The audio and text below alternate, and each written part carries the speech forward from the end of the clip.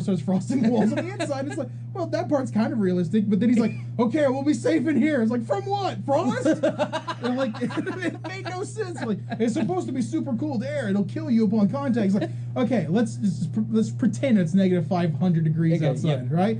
There's wolves outside. Yeah. They're walking around trying to find food to eat. And it's just, come on. I haven't got my scarf. Exactly. It's like, well, what are you afraid of? You know, it's like, oh, it might be a bit nippy. You know, well, there you go. That's deep. It's like, yeah, that's a bit my nippy. mittens. It makes no sense. That's all I'm saying. It's just, they need to really think about this, because there are so many things about that, different movies that just made no damn sense. And well, what other movies, resonate in your mind? Independence Day was a good one. Okay. But then again, it's the same guy that did frickin' Day After Tomorrow, so that makes sense. And he's doing the 2020. Yes, and he's doing 2012. Whatever it's called. I want to see it. It looks so bad that I want to see it. It's like, this movie is going to be terrible. Yeah. Oh, yeah. And, you know, when you go into a movie expecting it to be terrible, then you'll have a good time. Yeah, exactly. Like, for instance, I was duped into wanting to go see Transformers. Matter of fact, no, I had a big argument with Jason. It's like, I'm not seeing this movie in the theater. And we argued back and forth. He's like, look, this is the only movie that you would want to go see, is Transformers. Yeah, true. And I said, there's no way in hell I'm going to see this movie. I said, I don't think that it's going to do the Transformers justice, blah, blah, blah. And he's like, you're just a fanboy. It's like, well, yeah. That's why I'm not going to go watch it. You know, because for Transformers had a perfectly fine storyline that was good and it made sense. Yep. And then Michael Bay is like, explosions! And then it made no sense anymore. And Michael Bay for you. But then apparently part 2, I have just flat out refused to go see it. I refuse to go watch it. But apparently part 2 is less coherent. And what is it? BBC's review of it was nothing happens repeatedly. Yes. And that was it. That was like a single line. Nothing happens repeatedly amidst explosions. Yeah. That was it. I was like, that's fantastic. Yeah. I could have written it better myself, you know? You start using it as you can start using it as training for pyrotechnics. It's like, right, you want explosion, you do it like this.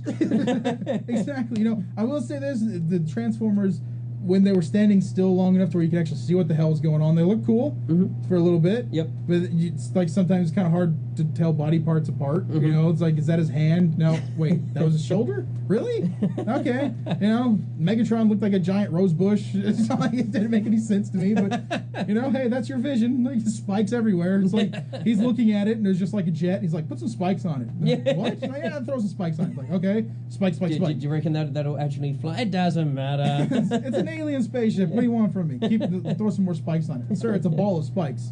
But it needs spikes on the spikes. There's not enough spikes on the spikes, you know? It's like, can you zoom in microscopic level? Well, yeah, we can do that. There's just spikes there. You know, it's just like, come on. Velcro.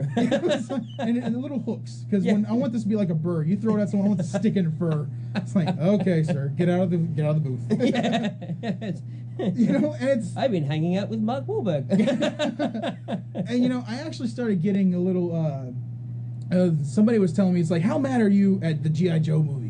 You know? Yep. Yeah. And I looked at it, and I was thinking to myself, you know, I can't be mad at the G.I. Joe movie.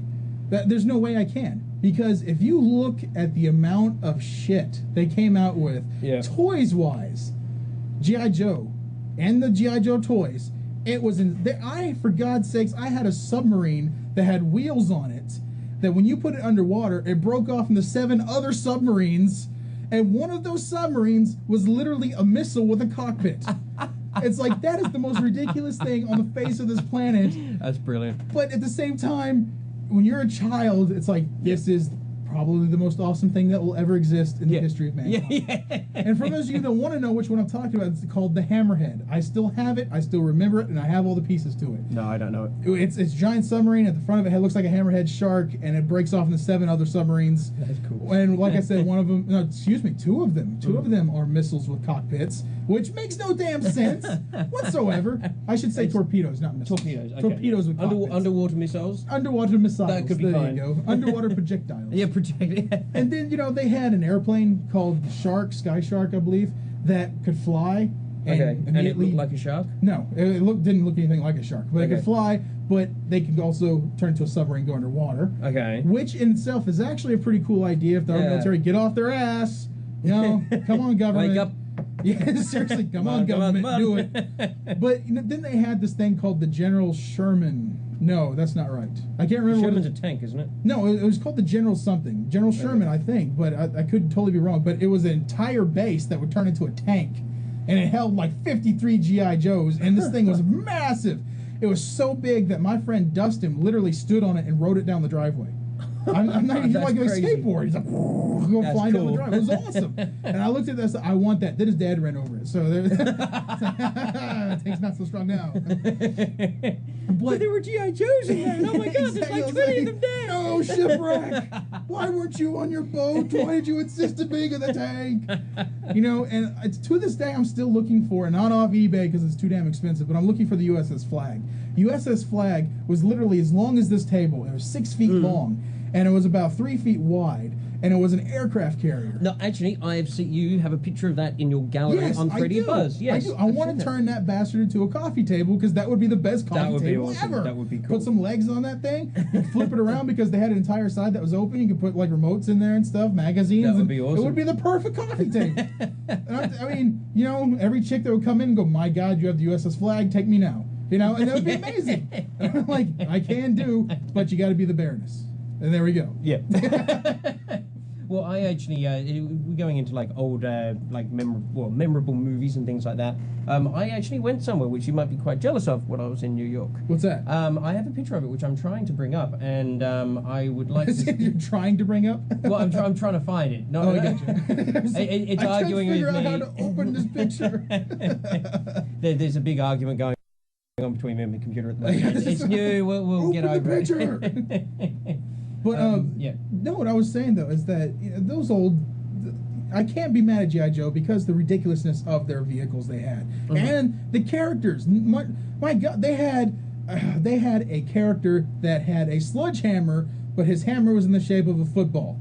I'm not joking. I'm serious. They did. That's brilliant. They had Sergeant Slaughter, who, by the way, came from the WWF. That's where he came from, the World Wrestling Federation. He was a wrestler, and he came over into the G.I. Joe universe. That's brilliant. I don't know how that happened, but he did. All right. They had ninjas. I mean, wait, whoa, okay, let's see. At one point, Snake Eyes was the most popular character in G.I. Joe, and still is, arguably, to this day. And it's something that every single person has argued, it's like, Snake Eyes is badass. Because one thing is Snake Eyes never talked. You never knew where he came from. And you never saw his face. Yes. That's his whole deal. That he was like the Boba Fett of the G.I. Joe universe. So what did Hasbro think? They're like, okay, well, Snake Eyes is popular. Put some more ninjas in there. And so they had to have Snake Eyes' evil side. So they made Storm Shadow, who talked, and they never. Well, I think they showed his face in the cartoon, but apparently in the movie he doesn't even have a mask, so that makes no damn sense. But anyway, and so they were both from the same master. Yeah, they ninjas fighting. So then Snake Eyes got his own unit so that he had other ninjas under his command. Technically not ninjas, but they were still ninjas. They had Quick Kick, was a guy that never wore a shirt, would always wear karate, karate gi pants with a black belt.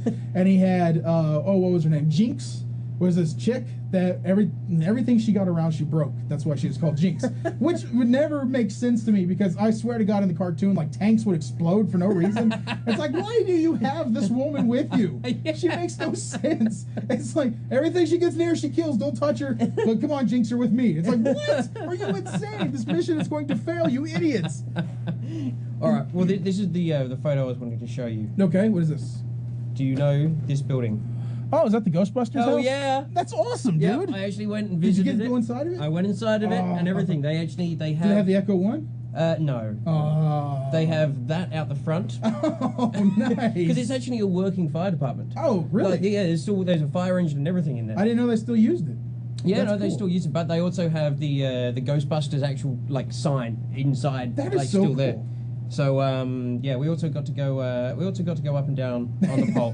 As those pictures show you gleefully sliding down the pole. Well, I was dancing for a while, but Whee! But yeah, no, I came back and I'm like, Jeff, Terry's gonna be so jealous. That is actually really. I am a little bit jealous about that. So I'm like, I've seen this. This is awesome. That is really cool. Best bit in New York.